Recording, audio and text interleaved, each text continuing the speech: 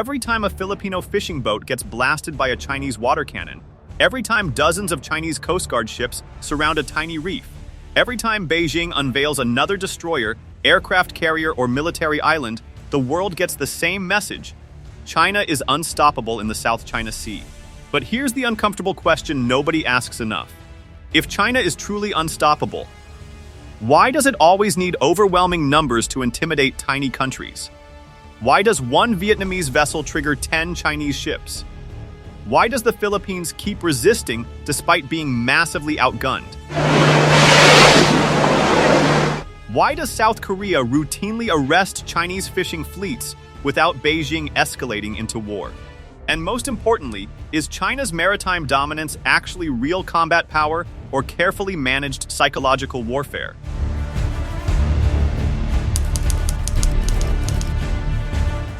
Picture this.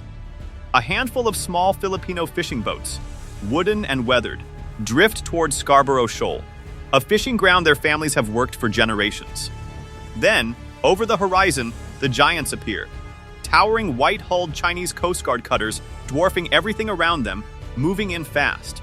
Within minutes, the water cannons open up. Late last year near Sabina Shoal, 3 Filipino fishermen were injured and 2 of their vessels damaged when Chinese ships cut their anchor lines and blasted them with water cannons, an act the Philippine Defense Secretary called dangerous and inhumane. This is not a scene from a war movie. This is an ordinary Tuesday in the South China Sea. And here's the part that should make you stop and think. China doesn't sink these boats. It doesn't fire missiles or declare war. Instead, it uses high-pressure hoses, ramming maneuvers, and sheer numbers to wear its smaller neighbor down. In one incident off Scarborough Shoal, a Chinese vessel came within just 16 yards of a Philippine ship, blocking it and firing its water cannon, striking the vessel directly. Experts have a name for this playbook: gray zone warfare. It's the art of applying constant pressure that stays just below the threshold of actual war. No bullets, no formal battle, nothing that would force the United States to honor its defense treaty with Manila. Just persistent harassment, day after day, designed to do one thing: exhaust the will to resist. This is the genius and the cruelty of China's strategy. It blends 3 forces into one suffocating wall: the Navy lurking in the distance, the world's largest Coast Guard up front, and a hidden fleet of fishing boats that swarm on command. When Manila pushes back, Beijing flips the script entirely, accusing the Philippines of premeditated provocation and even claiming Filipino crews threatened its officers with knives. The goal isn't a single dramatic victory. The goal is psychological. Make resistance feel pointless. Make every fisherman think twice before sailing out. Because China does not conquer the South China Sea overnight, it suffocates resistance slowly, one shoal, one water cannon, one frightened crew at a time.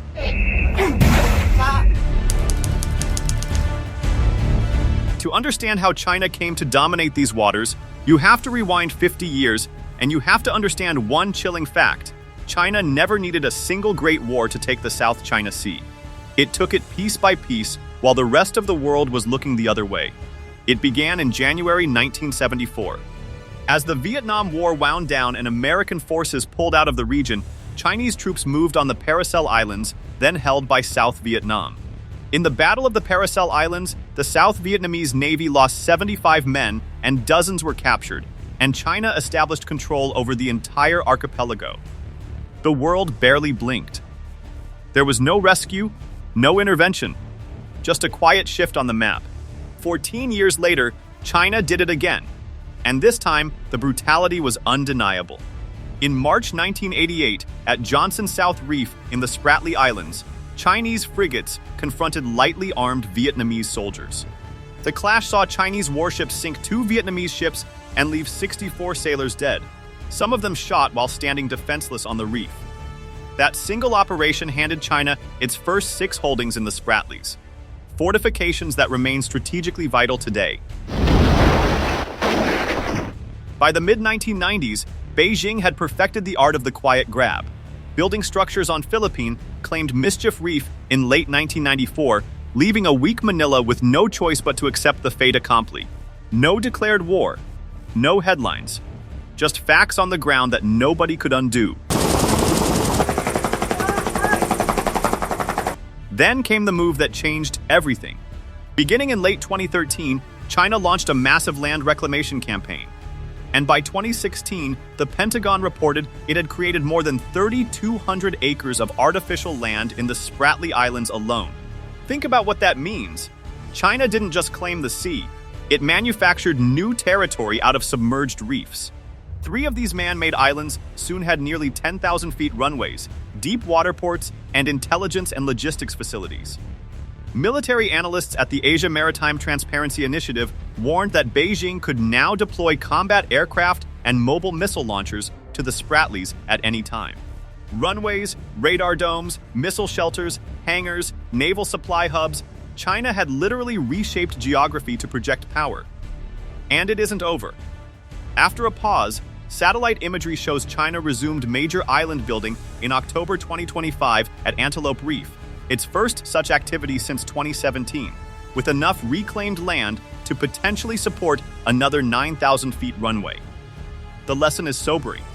The South China Sea was not lost in one war. It was lost one reef at a time, and the building has begun again. Out on the South China Sea, you might spot what looks like an ordinary fishing trawler, rusted and weathered, drifting near a contested reef. But many of these boats never drop a net. They are soldiers in disguise, part of a vast hidden army that lets China wage pressure without ever firing a shot. To understand how Beijing controls this sea, you have to picture 3 layers working as one. At the very top sits the People's Liberation Army Navy, now the largest navy on Earth by ship count. It operates more than 370 ships and submarines, including 3 aircraft carriers and 4 big amphibious assault ships. In November 2025, China commissioned the Fujian, its first carrier with electromagnetic catapults, technology that lets it launch heavier, more advanced aircraft. This is the Iron Fist, usually held in reserve, lurking just over the horizon. Beneath the Navy comes the second layer, the China Coast Guard, the largest Coast Guard force in the world and nothing like the rescue services most countries operate. These are heavily built, militarized law enforcement ships. One of them, the CCG-5901, is the single largest Coast Guard vessel on the planet. So big that regional sailors nicknamed it the Monster. These are the ships doing the daily dirty work, the water cannons, the blocking, the ramming you saw earlier. But it's the third layer that's the most cunning of all, the Maritime Militia. This is a state-subsidized force of hundreds of large fishing vessels with a near-permanent presence in the sea, known as the Spratly Backbone Fishing Fleet. They look like civilians. They aren't. These crews are trained, equipped, and organized directly by the PLA's local military commands. And when activated, they answer to the military chain of command. Their job is to swarm, to surveil, to block, and to ram, all while wearing the innocent face of a fishing boat. And the numbers are staggering.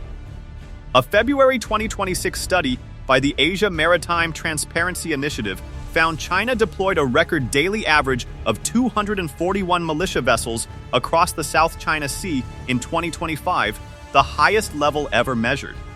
At Sabina Shoal in 2024, more than 200 militia vessels appeared in a single week. This is the playbook in action across the entire region. Off the Philippines, the militia and Coast Guard choke resupply runs to 2nd Thomas Shoal and crowd Scarborough Shoal. Against Vietnam, Chinese ships staged tense standoffs around oil and gas exploration zones. Down near Indonesia's Natuna waters, the monster Coast Guard ship lingered for weeks near the Tuna gas field, forcing Jakarta to scramble a warship, a patrol plane, and a drone to shadow it. Malaysia faces the same pressure on its offshore energy projects, and Taiwan endures constant probing near the Pratas Islands. The strategy is brilliantly simple and deeply unsettling. Flood contested waters with civilian-looking vessels until nobody can say where peace ends and war begins. That blur is the weapon, and China wields it every single day. Let's talk about the numbers, because on paper, they are genuinely terrifying. China now commands the largest navy in the world by ship count. It fields more than 370 ships and submarines, including 3 aircraft carriers and 4 large amphibious assault ships. And it isn't slowing down. The real engine behind this rise isn't just the fleet you see today, it's the factories building tomorrow's fleet. According to a US Navy intelligence assessment, China's shipbuilding capacity is roughly 230 times that of the United States. Read that again. Not 30% more. Not double. More than 200 times. Chinese shipyards can turn out around 23.2 million tons of vessels, compared to under 100,000 tons in the US. In a long war, that gap means something brutal. China could replace and repair damaged ships faster than almost any rival on the planet. But here's where the story gets more complicated, because raw size is only half the picture. The two navies are built for completely different things. China's strength is quantity, a missile-heavy fleet, and breathtaking speed of expansion. The United States, by contrast, still holds the edge that numbers can't buy. A true blue water navy with global reach, a worldwide logistics network, and carrier crews who have actually fought at sea for generations. American analysts admit every trend line is moving in China's favor, yet acknowledge the US retains a qualitative advantage in carriers, submarines, and combat experience. That distinction matters. A bigger fleet is not automatically a better one. One navy has the most ships. The other has the most proven hours actually using them under fire. So, what does China actually want with all this steel? Its ambition unfolds in stages. First comes regional dominance, controlling the so-called First Island Chain. This is the barrier of territory running from Japan down through Taiwan and the Philippines that has long boxed China's navy in and blocked its direct access to the open ocean. Step 1 is to break out of that cage, dominate the South China Sea, encircle Taiwan, and push the chain open. But the dream doesn't stop at home waters. Beijing wants a 2-ocean navy, power projected across both the Pacific and the Indian Ocean, and it's already testing those limits. In 2025, 2 Chinese carrier groups sailed beyond the second island chain for the first time. A clear signal of its drive to become a full blue water navy by 2035. The ultimate goal is nothing less than ending American supremacy at sea. It is a staggering vision, backed by staggering industrial muscle. And yet, for all of it, one truth hangs over every chart and every shipyard tally: China looks unstoppable, but wars are not fought on paper. Here is the question that cuts to the heart of everything. Is China actually strong at sea, or is it simply massive? Because there is a difference, and it's a big one. Look closely at how China behaves, and a pattern emerges. Its power leans heavily on 3 things: overwhelming numbers, raw intimidation, and swarming tactics that crush far weaker opponents. Notice what's missing from that list. Fair fights. China almost never enters a confrontation on equal terms. It prefers lopsided odds. Remember those Philippine incidents? 1 or 2 small Filipino vessels routinely find themselves ringed by 10, 15, sometimes 20 Chinese ships. Coast Guard up front, militia swarming the flanks, navy lurking in the distance. That's the tell. A truly confident naval power doesn't need a wall of ships to push back a single fishing boat. China rarely trusts one vessel to win a standoff. It sends a fleet to dominate a dinghy. That isn't the behavior of a force certain of its strength. It's the behavior of a force that relies on never being tested in a fair contest. And that leads to the uncomfortable truth Beijing would rather you didn't dwell on: combat experience. China's navy is dazzlingly modern: sleek destroyers, electromagnetic catapults, a fleet of brand new hulls. But modernization is not the same thing as combat maturity. The People's Liberation Army Navy has not fought an actual naval engagement since 1988, the clash at Johnson South Reef. Think about that.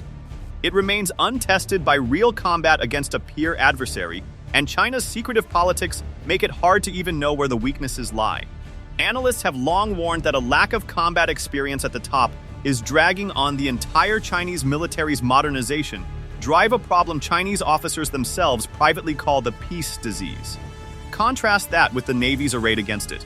The US. Navy carries roughly 250 years of combat experience. Japan and even Vietnam possess generations of hard-earned operational seamanship. As one analysis put it, drawing on the great sea battles of history, material balance is only part of the picture. How a navy actually uses its ships is what wins wars. China has built the biggest fleet on Earth in record time. What it cannot build in a shipyard is the one thing that decides battles: the proven, battle-tested judgment of crews who have done it for real.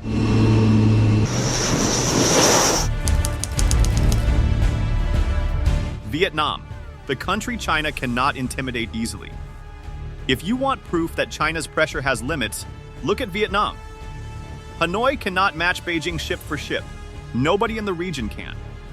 But it matches China in the one place that matters most: the mind. Vietnam refuses to back down, and that changes everything. The clearest example came in 2014, when China towed a billion-dollar oil rig, the HYSY 981, into waters Vietnam claimed and parked it there like a flag of ownership. Vietnam didn't fold. It rushed dozens of ships to the scene. China claimed Vietnam deployed around 60 vessels and provoked some 500 rammings, while Hanoi counted as many as 130 Chinese government ships swarming the area. The clashes were violent. A Vietnamese fishing boat was rammed and sunk on May 26, 2014, and back home, anti-China riots erupted across the country. A rare explosion of public fury in a tightly controlled state. And here is the punchline. On July 15, China pulled the rig out a full month earlier than it had announced. Vietnam understands something many countries do not. China's pressure works best when nobody resists. Indonesia. Even neutral Indonesia started preparing for China. Indonesia is not even officially a claimant in the South China Sea disputes. It wants no part of the quarrel, and yet, year after year, Chinese vessels keep pushing into the waters around its Natuna Islands. Illegal fishing fleets, Coast Guard ships, and maritime militia probing the edges of Indonesian sovereignty. Jakarta's response has been blunt and unmistakable. For years, it answered illegal fishing by literally blowing up seized foreign boats, a dramatic warning broadcast to the world. When the giant Chinese Coast Guard ship CCG 5901 the Monster lingered near Indonesia's Tuna gas field, Jakarta scrambled a warship, a maritime patrol plane, and a drone to shadow it. Indonesia even renamed the northern reaches of its waters the North Natuna Sea in 2017, a deliberate pushback against Beijing's claims. The lesson is striking. Even a non-aligned nation that wanted to stay out of the fight has come to distrust China's maritime ambitions and quietly started preparing for them. South Korea.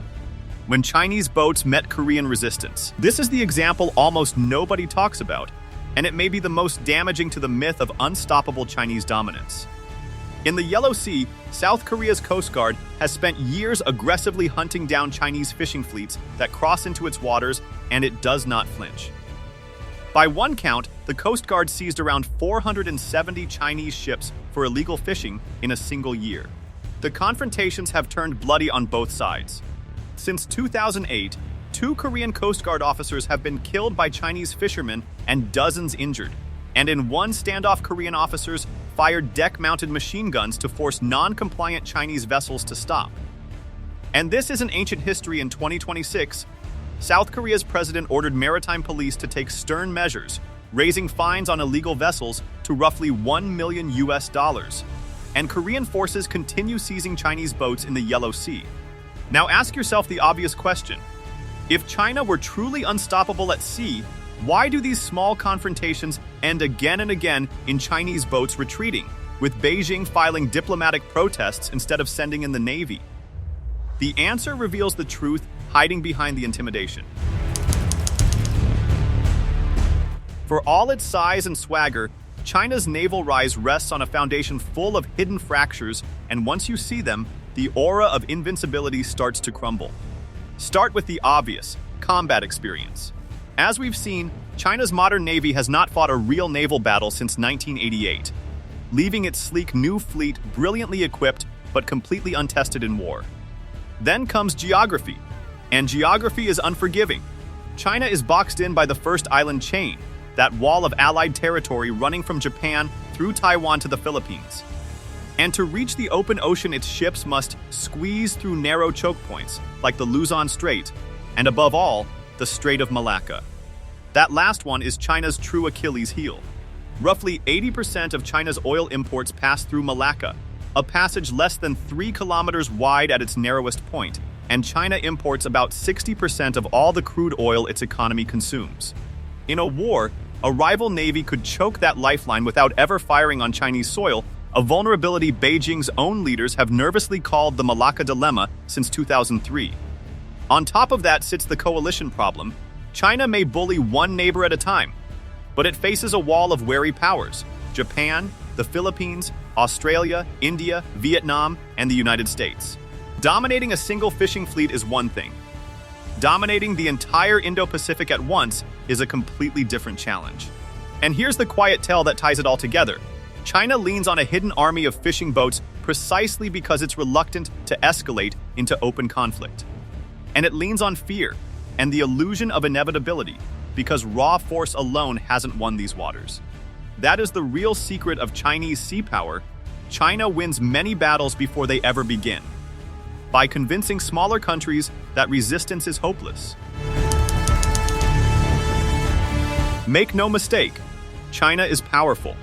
Its industrial muscle, its exploding navy, its missile arsenal, and its ability to coerce its neighbors are all very real, and no one should underestimate them. But power and dominance are not the same thing. China's grip on these waters is not absolute. It struggles the moment it meets determined resistance. It leans heavily on overwhelming numbers and raw intimidation. And again, smaller nations keep standing their ground against impossible odds. The South China Sea today may look like a Chinese lake, but beneath the surface, the resistance never stopped. And history whispers a warning to every rising power that rules through fear. The moment that fear disappears, intimidation stops working.